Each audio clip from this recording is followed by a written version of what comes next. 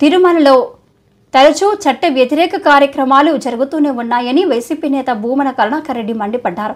తిరుమల కొండపై 4 సార్లు ఎర్రచందనం పట్టుకున్నామని, మద్యం, గంజాయి విచ్చలవిడిగా దొరికాయన్నారు. శివరావు అనేటువంటి ఒక లోకేష్ గారి పిఏ ఆయన గారు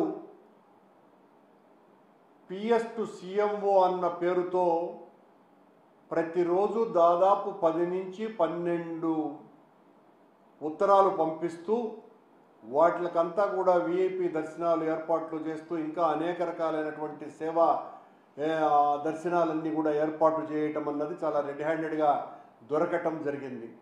అంటే ఒక మంత్రికే రోజుకు ఒక లెటర్కు మించి 6 మందికి మించి దర్శనం ఇవ్వము అని ప్రకటించినటువంటి కూటమి ప్రభుత్వంలో నారా లోకేష్ గారు అనేటువంటి ఒక మంత్రి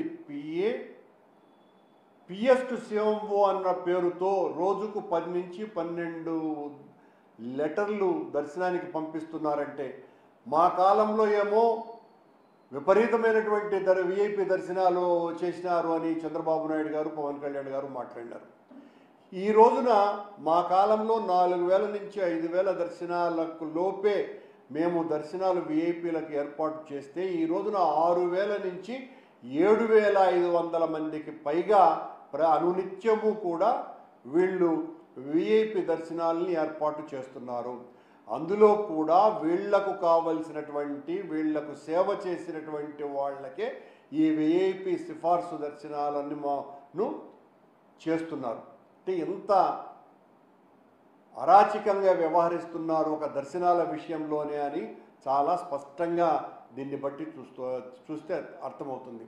దానికి తోడు చంద్రబాబు నాయుడు గారు ఈ రోజున తిరుమల ప్రక్షాళనకు సంబంధించి